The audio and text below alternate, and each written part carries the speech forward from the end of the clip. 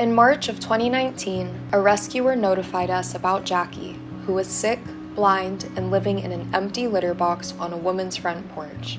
Jackie was not alone on the property, as the woman was taking care of more than 30 cats. While the woman's heart was in the right place, she was starting to become extremely overwhelmed and was badly needing help getting all of the cats fixed and placed in homes. When we saw photos of Jackie, we were very concerned about her eyes and overall health, so the nice woman agreed that Jackie should come to BCR.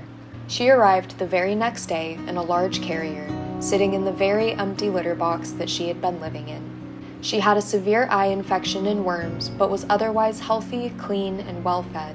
Jackie had not suffered from any kind of abuse, as many of our other cats have. She was simply the victim of someone's well-meaning intentions.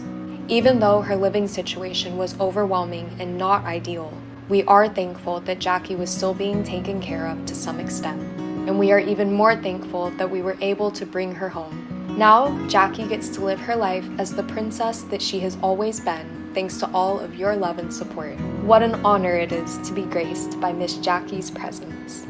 So I first met Jackie my very first day ever working at BCR. I was training in room 2, which is the room that she was in at the time. And I remember thinking she was so beautiful. I had never seen a cat quite with her markings, the texture of her fur, her sweet little eyes. She just instantly reminded me of a princess. And so I just thought she was really, really unique. And she had a very determined personality, which I also really like about Jackie. I remember when I first started working here, obviously we're trained on grooming, and so our little ones are groomed daily. So that was really a bonding experience for me and Miss Jackie, because she is a long-haired kitty. She does require a little bit of an extra upkeep with her fur and her paws and things of that nature. Just watching Jackie and her behaviors and having her learn that she was able to trust me for the first time really, really meant a lot to me. And I just really appreciated her for that. I love her eyes.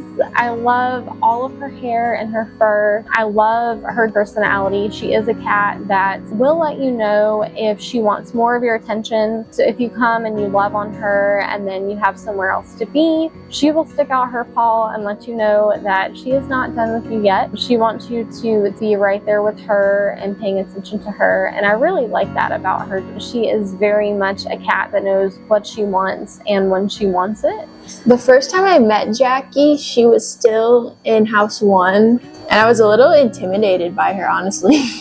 Like, she gives off a very confident demeanor, and you have to earn her trust. I feel like she's not gonna just let anyone pet her right off the bat. Once she had moved to this house, and because I've worked primarily in house 2, I was able to feed her meals more frequently. And if you know Jackie, you know that she gets her own little special bowl, her and Ella, wherever Ella's not in here. But they get their own little special bowl, and every time I would feed her, I'd be like, Jackie! She knew what was coming when I would say her name, and she would give me a little meow. So I feel like that was a bonding experience for us. I think technically when I first started, she hadn't been here super long, so she was still a little timid, because most of you guys know, she was living in a box on someone's porch, and she actually, when she was brought here, she was in that box. But I feel like over the past couple years recently, she's outgrown the need to be in them. I feel like she's really blossomed, and I feel like she feels really safe. The whole room is a safe space and not just the box. We're very proud of her. I kind of like that she's intimidating. She gives off a very confident, intimidating aura or whatever. She's a woman who knows what she wants, basically. And she doesn't stand for something if she doesn't want it. So I think that's my favorite thing about Jackie. She's probably the most confident, sassy lady that we have here. If you catch her in the right mood, she loves to be pet. She'll meow at you and come up to you, and she can rub on you sometimes. But like I said, it has to be the right mood. But she's not always this sassy diva, even though she likes to act like she is. Definitely come in with the attitude that she needs to feel you out first, and definitely bring some sort of treat. It'll help lighten the meeting, the first time interaction. She's a very sweet girl. She is sassy, but she's very sweet.